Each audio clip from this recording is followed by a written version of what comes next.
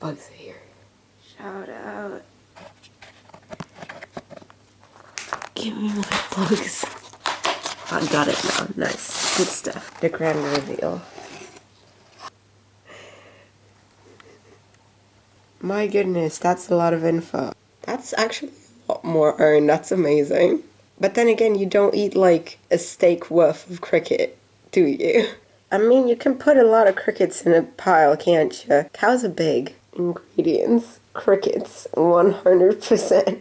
See, I tried to fucking go find them in Camden, and they just... It's not a shop. I came to you, Eat Grub, and you weren't there for me.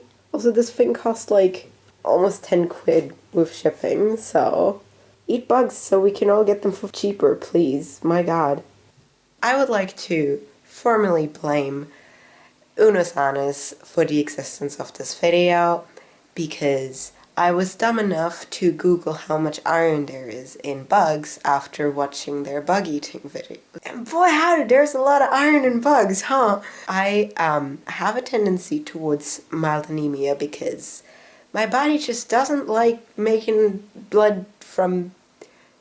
just doesn't like making blood, I guess. Which isn't great, but then there's also this pesky organ that I have that just demands a blood sacrifice every month, so that's not helping. And recently I decided to stop eating red meat because of like the rainforest and all that burning down, and that's bad. So we're gonna save the world and eat bugs now, I guess. Anyway, so I'm a picky eater, right? I'm a picky eater, but I figured out that if my brain doesn't know from looking at a thing what it's made of, it doesn't care as much, right? So, one example is I recently got some of these babies that are plant-based burgers, and my brain doesn't care because it's like, this tastes good, so I don't give a shit if it's not actual meat.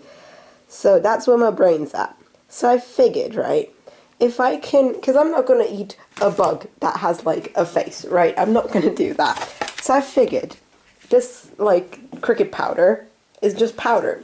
My brain don't care what it's made of. So I might as well use this and just like put it in stuff. Eating bugs. Let's fucking be part of the tiny revolution, hell yeah.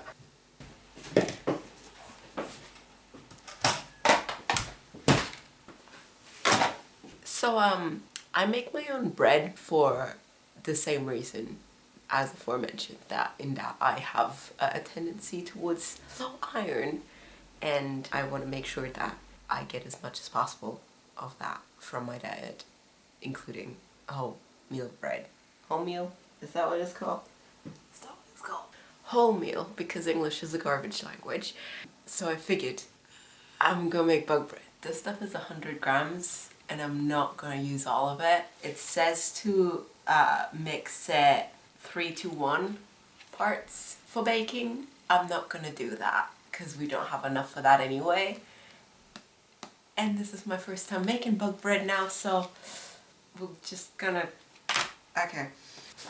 So you're gonna wanna have a bunch of flour. We need 500 grams in total, but I'm gonna substitute 50 of that with this, so this is only 450 now. Tis time, my children, to open the bugs.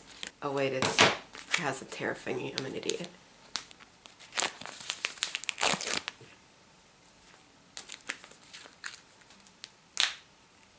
Oh, that's disgusting looking. Oh god. It's just like powder, but... Oh, that's strong smell. Nutty, you say? I suppose, but there's like something else that just doesn't.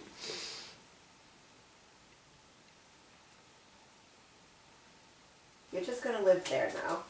I'm just gonna mix this in until I can't tell that it's anything different from usual. Oh, it smells so bad. I didn't think there was gonna be a smell in powder. This is what, like a tenth? This is 10% bug. And it's already f***ing the worst thing. I really hope that the actual bread is gonna be fine.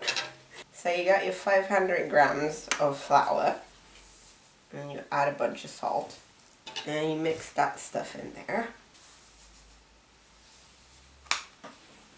And then you wanna get some yeast. I'm using dried active yeast because it's the most active kind I could find. I do like, I don't know, like roughly 13 grams of this kind. Then you get a measuring cup with like 100 milliliters of water. And you dump that stuff in there and you mix it about till it's dissolved. I'm gonna have to touch that. Oh god. So you got a lovely little yeast soup. You need to make a little ditch in the middle. Dump your yeast water in there. Mix that about. This is your pre-dough. This is your pre-dough. It's the little dough you make before you make the big dough. You cover it with some flour. And then you wait for like 40 minutes to an hour, and then we do the next step. We're back. Hello. It has vaguely risen. It still smells the same, so that's something. 400 milliliters this time. You're gonna want to put that in there. You got your whisk, and you're gonna whisk this into a dough. The entirety of it this time. When I was learning English, I knew the word retractable before I knew the word whisk. This is a whisk for anyone who doesn't know, which don't ask me why. I don't know. English is a garbage language. Oh, it smells so bad. Why does it have to smell so bad? Like, it works, obviously. It's like regular dough, it just doesn't smell as not as usual. I'm sure it'll be fine. I'll get used to it. It's just like it has a smell and I don't like that. I don't like the integrity of my usual like routine of dough making being interrupted by smell that I didn't ask for. This is 10%. Imagine if I'd done 25. That's ridiculous. Then you want to get a pan to make the bread in. You want to take some butter or margarine and kind of, you know, get everywhere with that and just kind of go for that. Lather it up. This is so you can actually remove the bread when it's done. Then you want to take your dough and kind of put it in there.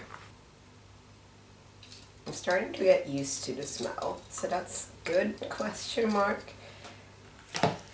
It's gonna be fine. Oh god. Then you want to kind of spread that so it fills the entirety of the pan. This just has an interesting consistency. And now we're gonna put that in the oven so it can rise to its full glory.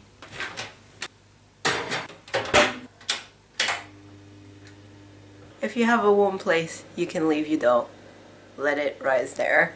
If you do not have a warm place, your oven is your warm place, and you're just gonna kind of heat that up to like a 50 degrees Celsius for all the insane Americans that don't use Celsius. And you kind of want to put it on the little bakey one, which is the fan, just the fan, not the other one with the fan, and just kind of leave that to do its thing for like 20 minutes, half an hour, depending on, like, you just check it after a while and see if it's risen to fill the entirety of your form. Of your, is it a form? Baking form, right? I'm confused now. I've confused myself.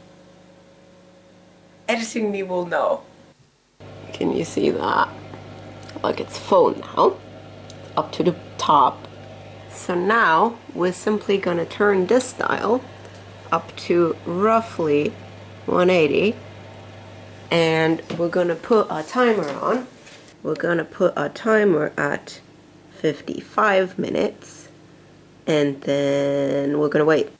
We done.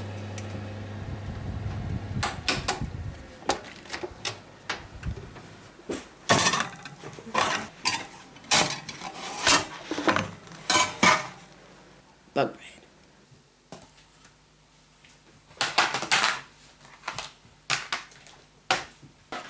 Hello. It is the next day, and I'm gonna cut the bug bread and taste it, I guess. I really hope it will be okay. I need to freeze this, meaning if it's bad, I'm stuck with it for a week. I'm gonna cut the bug bread now. I'm gonna cut it now, and I'm gonna freeze it. I'm gonna taste it. I can smell that it's weird. Oh no.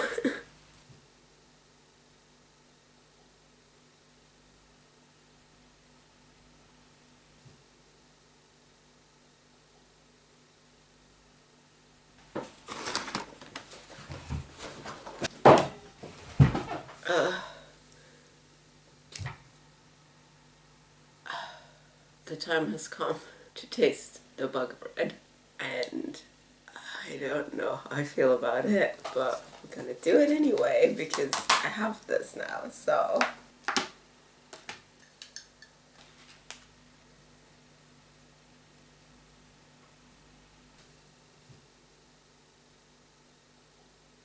I went into the idea of mixing bug powder into my bread with such a, like, energy. The velocity is just gone. It's just like, it smells funny.